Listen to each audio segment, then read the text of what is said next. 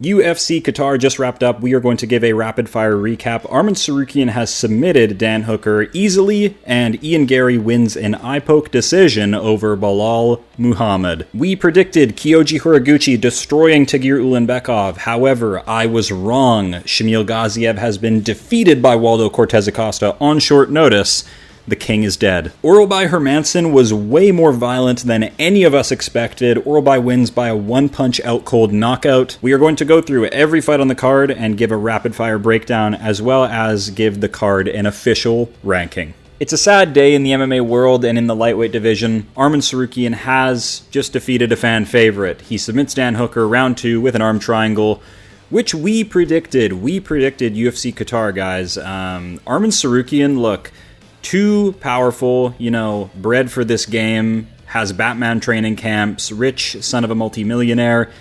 Dan Hooker's a humble dude, This sucks to see because Dan Hooker, better for the sport, better on the mic, better for promotion, but Arman Tsarukyan, when it comes down to MMA, just is superior in almost all aspects. Like, you saw Dan Hooker go for some really crafty sub-attempts in this one, but just wasn't happening. Arman Tsarukyan knows how to defend. He's been in there with Charles Oliveira, even spun out of some of those submission attempts. So good on Dan for really trying to submit Arman in moments with sneaky front chokes, but it wasn't enough. Even on the feet, Dan had good spearing kicks, actually kept the range pretty well, but Arman out at range, safe, composed, and then when it comes time to crash forward, he is very, very technical with it. He takes down Dan Hooker and really just has his way with him. Didn't get off like the brutal ground and pound that I was sort of predicting for an early rounds TKO, like cutting Yoel Alvarez's nose in half with his elbows. Like, he is capable of some brutal stuff. I'm so happy we didn't see Dan go through too much punishment. There was a cheeky headbutt in there that really dazed him, and some follow-up shots on the ground, but Arman getting it done by submission. This is what I like to see. I don't believe he has many submissions on his record, but it's good to see Arman can do it all. It's good to see that he can work submissions into his game. Is submitting Dan Hooker a nice feather in the cap? Not really. That's Dan Hooker's 13th loss, pains me to say. But look, Arman Tsarukyan does what he's supposed to do, comes in as a minus 800 favorite, looks like it, absolutely looks like it, so you gotta give props to it. Is Arman as bland as white bread on the mic? Yes, he is. Completely unsocialized rich kid, just can't promote to save his life. Just a bit too monotone. Look, I understand language and all this, but yeah, I don't know, Dan would have carried this sport so much farther. But Arman Tsarukyan absolutely deserves to be on the top of the sport, top of the world. I really want him to actually get an ILIA Topuria title shot. He called for one in January, which is the play. Get ILIA Topuria moving. What is he doing? Arman versus ILIA is going to be amazing. I just need ILIA to become an active champion. Like, why can't he just be like Merab and have like extreme work ethic? It's really tough. I do not like a champion that sort of milks their run and likes, tons and tons of preparation and all this stuff. I mean, you've earned it. You've got the title, so you call the shots. It's just ILIA Topuria. You will start to see the MMA fan base sort of leave your good graces if it takes 2 years for you to get into the cage and you cherry pick. Like, if we see him still calling for Islam at 170 or Paddy Pimblett, then it's pure corruption. You have a clear number one contender knocking at your door in Arman Tsarukyan. You have to challenge him. So great win, Arman. Sucks to see for Dan Hooker. Absolutely gutted for him. Don't know what's next for him, but Arman, absolutely a title fight. When you think welterweight, do you really think Ian Garry? He defeats Belal Muhammad by decision. Very impressive, but somewhat lackluster. Did what I said.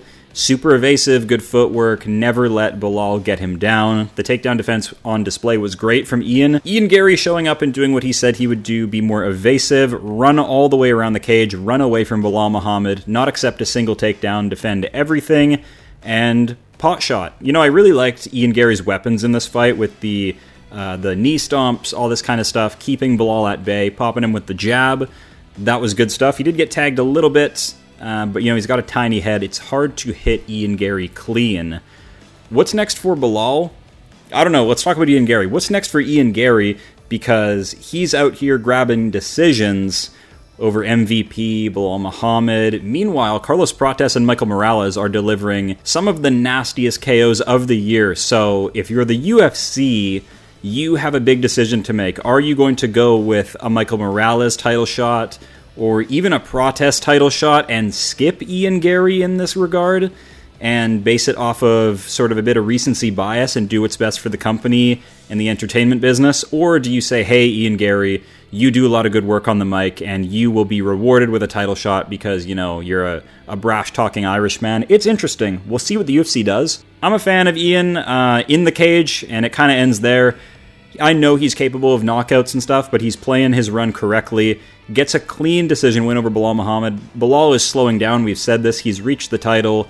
And no takedowns in this fight is not a good look. I do not like Belal's future moving forward. We said he would be the next welterweight to start slipping out of this top 10 discussion. How he ever had a belt was really interesting. He got there through the grind, so all respect, but it's time for the next generation, folks. We went down bad with a Alonzo MENIFIELD pick. I just never see evolution in Volkan's game. It's walk forward and punch on repeat for the last decade. But hey, when you have death touch power, that is a respectable game plan. And why change anything? Volkan Oezdemir comes out, looks the best he's ever looked, lands a nasty, like, fade-in knee on Alonzo MENIFIELD's chin. But the pressure from Volkan really just froze MENIFIELD. I wanted to see blast takedowns from MENIFIELD. They never came. Volkan was all over him with the pressure. Great combinations, actually. Volkan isn't like this big one-hitter quitter. He actually does have really good boxing for a bigger man. And yeah, man, he's still got it. He's still got it. So we went down bad on MENIFIELD pick, is what it is. Jack Hermansson getting kirked by Majtybek Orolbai. Nasty finish. Didn't expect this at all. We sort of had a wild card matchup on our hands here.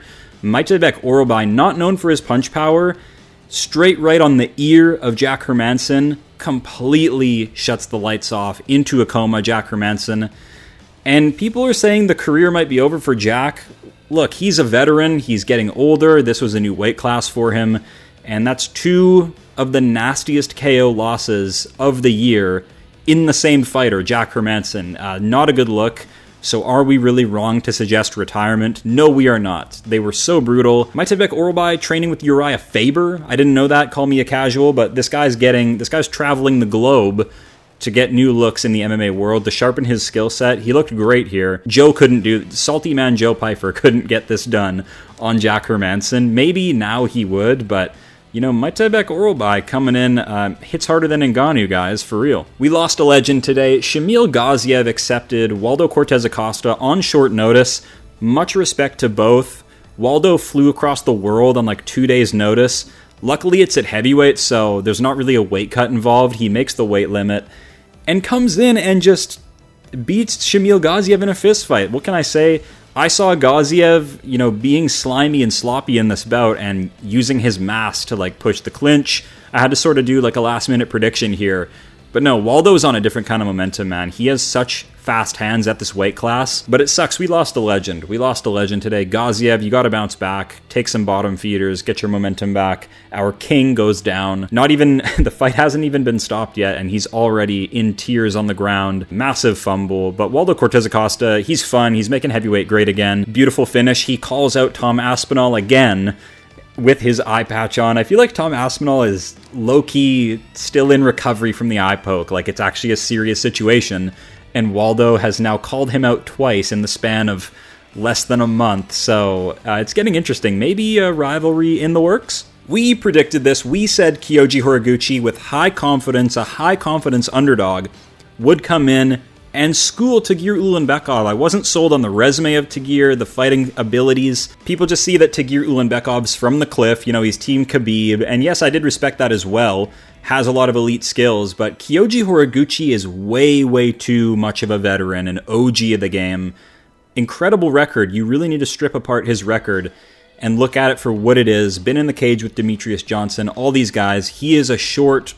Kyoji Horiguchi is actually built like a proper old-school flyweight. Incredible speed. You saw that in this fight. In and out, in and out. Tagir Ulanbekov way too slow. Kyoji Horiguchi is very, very fast. He's built like an old-school flyweight with that sort of dart-in, blitzes, and good damage. Very good stinging shots. I liked Kyoji's power in this bout, destroying Tagir Ulanbekov's lead leg and then mixing it into the head, into the body. So Kyoji Horiguchi with possibly the best UFC debut of the year. I know it's a little bit unfair because he's a former champion in other promotions, but that was probably the biggest masterclass debut of 2025, so I can't wait for what's next. Kyoji Horiguchi completely destroys TAGIR Ulanbekov, nearly KOs him on the feet on multiple occasions. TAGIR just crumples into a takedown, just horrible takedown entries. The Dagestanis do that, like they disguise their knockdowns as takedown attempts. It's pretty crafty on the cliff, but Kyoji Horiguchi ready for this matchup. I don't even know if he's taken on many Dagestani prospects before, but he looked like in his element in there. He didn't look old at all. He looked quick, fast twitch, completely destroys TAGIR Ulanbekov as a big underdog, and we called it, folks. I just had a feeling. TAGIR Ulanbekov, we had some MMA math as well for some supporting evidence, going life and death with Azat Maxim, who lost to Mitch Raposo, who was 0-3. So, yeah, Kyoji Horiguchi dominates. ASSU Almabayev had a very fun fight with Alex Perez, a flyweight veteran who is sort of, an unk, full of injuries, injury-riddled, but has proven skills, has proven elite flyweight skills. ASSU Almabayev looked much improved in this fight from, say, the Manel Kape fight, where he looked gun-shy, frozen in the stand-up exchanges. He looked much better here. These two grappled early on, but in round 3, Almabayev knew he needed to win this fight and actually went for a finish. Beautiful wheel kick from ASSU Almabayev rocks Alex Perez, and he ducks his head into a really predictable, sloppy takedown. Almabayev jumps the guillotine, a nasty tight guillotine, goes airborne, and finishes the fight. Brutal sub. Back on the rise. Ran into Manel Kape and got his eyes raked out. I felt really bad for him there, but I know he's going to be elite one day. So we went with Almabayev. Beautiful submission victory. Nasty one-punch KO on the card from Ismail Nardiev, flatlining Ryan Loder. This is also competing for a Performance of the Night bonus. We said this would happen as well. Ismail Nardiev, his second run in the UFC, whereas Ryan Loder, brand new to MMA, former coach, Unk, wasn't going to be able to get this done. Tried to play stand-up here with Nardiev, punished severely. Overhand right on the tip of the chin. And I'm telling you, Ismail Nardiev is an underrated 185er, 100%. I know he's alternating wins and losses. I believe he's 3-3 in total in the UFC. However, if you actually look into those losses, the loss to Sean Brady and the loss to, I believe, Chance Rencounter, he should have won on damage. They're very, very fraudulent decision losses where he was controlled for a large majority of the bouts, but landed more damage. So, underrated record from Ismail Nardiev. I think he might go on a bit of a run here. He looks great. He looks fast twitch on the feet. I want to see him versus maybe like an Abu Smagomedov. That would be really, really fun. Nardiev is flying under the radar here. No longer. Just flatlines Ryan Loder. Devastating finish. Luke Riley coming in and delivering in his UFC debut. You love to see it. He moves to, I believe, 12-0 against a KO against a fairly respectable opponent, but a beatable opponent in Bogdan Grad, who was KO'd on the Contender Series. We knew he wasn't UFC level. Luke Riley was controlled for the first round. Bogdan Grad completely turned this into a wrestle fest, which I don't know if we said in the predictions, but maybe I alluded to it, that he wants no part of the stand-up with Luke Riley, who is a very fast-paced brawler with a KO threat. So, yeah, all props to him. Bogdan Grad tried to stall it out in the first round and actually arguably won the first round, just controlling Luke Riley and making a really slow and dull fight. But Luke Riley in the second round completely 360s the body of Bogdan Grad with a left hook. The kid's got serious power. Can't wait to see what his future holds, so excited for the future of Luke Riley. But how does the UFC want to build Luke Riley? Because maybe they give him the Darren Till treatment and we see him really start to zoom up the featherweight division, or they slow build him. They don't take many risks with him, they give him easy opponents, and they slow build him into a proper contender. We will see. I'm really torn on his next opponent, honestly. Maybe drop in the comments who Luke Riley should take on next. And Alexandre Topuria winning a gunfight against Beksat Almakan, looking way too physical in there. That's incredible. The Topuria bros, they are very, very athletic. They cut a lot of weight. Just big, burly dudes with tons of KO power, ground experience, ground expertise, I would even say. So, devastating performance. I thought it would be a lot closer. The odds suggested it would be close, but Alexandre Topuria, like I said, is probably the best 6-1 fighter I've ever seen, putting his career on hold to coach his brother and to help him reach a title, so we knew he's elite. Beksat Almakan, I wasn't sure if he was elite, so we didn't pick him, and I was right to side with Topuria. He looked awesome, had incredible punch power, good takedowns, everything. Everything looked great on display from him, much better than his debut, which was a little bit lackluster. So UFC Qatar, at least B tier for sure. We had some great finishes, even if there was some lackluster fights and some low name value. Incredible card. There was excitement. My only complaint is the lackluster crowd energy. You know, when they go to Abu Dhabi, man, it is really... I know they mean no disrespect, but it makes the moment when we hear bigger roars from the crowd. This one was all right. It actually wasn't bad compared to some old events, but I want them even louder. That's what makes these things so special, is crowd energy. The fighters deserve more pop, and when there's a finish, like a nasty, brutal KO, get even louder. Blow the roof off that place. They are very much just golf clapping, and it does drive me a little insane. I'm going to keep it real. But UFC Qatar was phenomenal. All props to Arman Tsarukyan and Garry. They are the future, folks. They are actually real prospects. They dust up Dan Hooker and Bilal Muhammad, who are no easy fights, so respect to them. And that's it from me, guys. As always, thank you guys for watching, and I will see you all real soon.